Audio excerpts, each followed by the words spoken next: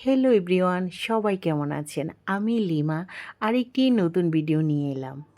ভিডিওর শুরুতে সবাইকে জানাই স্বাগতম। সকাল সকাল আমার সাহেব বাজার করে নিয়ে এসেছে তেজপাতার একটা আটি। সেই পাতাগুলি হলো কাঁচা পাতা। তারপর নিয়ে এসেছে আনারস। আনারস খেতে আমার পরিবারের সবাই পছন্দ করে। তার আগে আপনারা যে তেজপাতার আটি দেখেছেন, কাঁচা পাতা দিয়ে আমি কিন্তু চা খাই। এটা স্বাস্থ্যের জন্য খুব উপকার এই চা। তারপর সবজি নিয়ে এসেছে। এখানে নিয়ে এসেছে বেগুন, তারপর জালি, একটা মূলা নিয়ে এসেছে, পেঁপে নিয়ে এসেছে, সিম নিয়ে এসেছে, গাজর নিয়ে এসেছে, পেঁয়াজের ঠোসা নিয়ে এসেছে, আর কফি নিয়ে এসেছে। তো আমার সাহেবকে আমি বলছিলাম কাঁচা বাজারটা বেশি হয়ে গেছে। পরে মনে মনে ভাবলাম বাচ্চারা সবজি বা তরকারি এত খেতে পারে না, তাহলে আমি ফ্রাইড রাইস করে দিব। তো আমি এখানে গাজর কেটে, পেঁয়াজের ঠোসা, কফি এগুলি দিয়ে ফ্রাইড রাইস করলাম।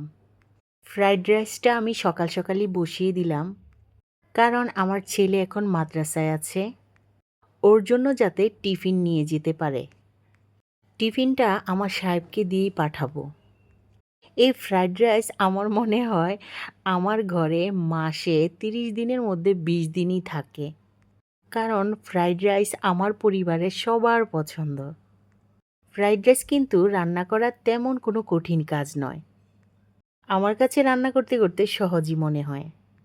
রান্না করার পর এখন আমি আমার ছেলেকে টিফিনে দিয়ে দিচ্ছি।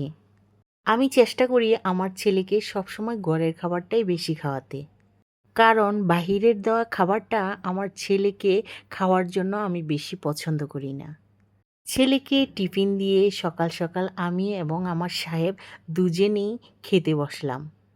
সকালে কিন্তু ভারী খাবারটা স্বাস্থ্যের জন্য অনেক ভালো। ফ্রাইড রাইসটা দারুণ মজা হয়েছিল। তো এখানে আমি আর আমার সাহেব খাচ্ছিলাম, সাথে সালাদও অ্যাড করলাম। খাবারের সাথে সালাদ খাওয়াটা আমাদের এখন অভ্যাস হয়ে গেছে। তো সকালের খাবার দাবার শেষ করার পর এখন আমি আমার কাজে লেগে পড়ছি। এদিকে ওয়াশিং মেশিনে দিয়েছি কাপড় ধোয়ার জন্য। অফলাইনে আমি ঘর গুছিয়ে নিব। আমি কাপড় ধোয়ার জন্য 22 মিনিটের টাইম দিয়েছি, হয়ে গেছে কাপড় ধোয়া। আমার আবার প্রতিদিনই কাপড় ধুতে হয়। যাদের বাসায় বাচ্চা আছে তারা জানেন কাপড় চোপড় কিন্তু একদম অপরিষ্কার হয়ে যায়। তো এদিকে আমার সাহেব আবার দেখে বলছে, দাও আমি তোমাকে সাহায্য করি ভিডিও করার স্বার্থে, কারণ আমি ভিডিও করছিলাম আর আমার সাহেব কাপড়গুলি তুলছিল। যারা আমার ভিডিওটা দেখছেন অসংখ্য ধন্যবাদ আপনাদের। আশা করি আমার পাশে থাকবেন, আমার চ্যানেলটা সাবস্ক্রাইব করে দিবেন, পাশে থাকা বেল আইকনটি বাজিয়ে দিবেন। বিদায় নিলাম, আল্লাহ হাফেজ।